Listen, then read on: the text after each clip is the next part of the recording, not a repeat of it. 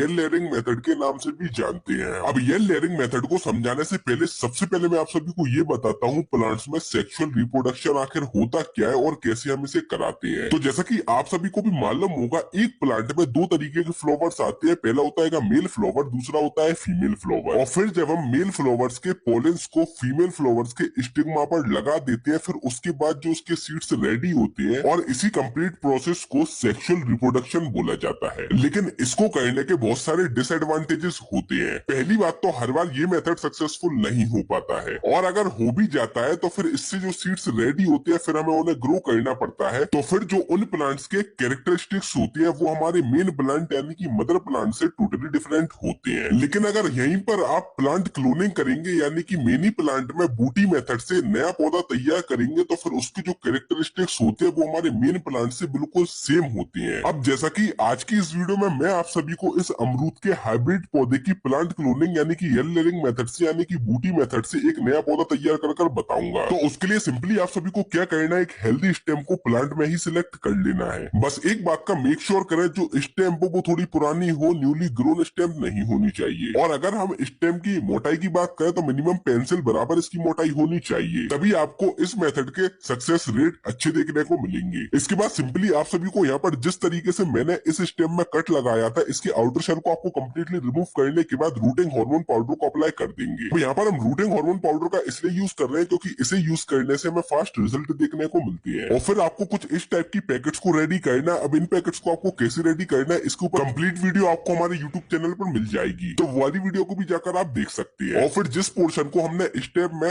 उसके outer shell को remove करा था, उसी वाले पोर्शन पर आपको इस पैकेट को लगाने के बाद अच्छी तरीके से बांध देंगे। और फिर आपको इसे ऊपर से अच्छी तरीके से सिल्वर फॉइल से कर देना है कवर, जिससे इसमें स्पेग्रम मॉस ना लगे। और साथ ही साथ अगर हम सिल्वर फॉइल से कवर कर देंगे इसे ऊपर से अच्छी तरीके से, तो फिर इसमें मॉइस्चर भी बना रहेगा, जो कि हमारे येल लेयरिंग मेथड में बहुत ही ज्यादा इंपॉर्टेंट रोल प्ले करता है। और फिर लगभग 4 से 8 वीक के अंदर ही फिर आप इसी स्टेम को देखेंगे तो इसमें छोटी छोटी रूट्स आ जाएंगी इसी पैकेट्स के अंदर। और फिर जब इस स्टेम में रूट्स आ जाए, फिर आपको इस स्टेम को कट करने के बाद अलग से पॉट में लगा देना है। और फिर ये जो मेन प्लांट हमारा रेडी हुआ है, यानी कि जो न्यू प्लांट हमारा रेडी हुआ है, इस प्लांट के हार्मोन कैरेक्टरिस्टिक सब कुछ बिल्कुल सेम ही रहेंगे मेन प्लांट से यानी कि इसके मदर प्लांट से। बाकी इसके और बेनिफिट्स जानने के लिए आप कमेंट बॉक्स चेक कर सकते हैं, और इस वीडियो को लाइक करना बिल्कुल भी ना भूलें।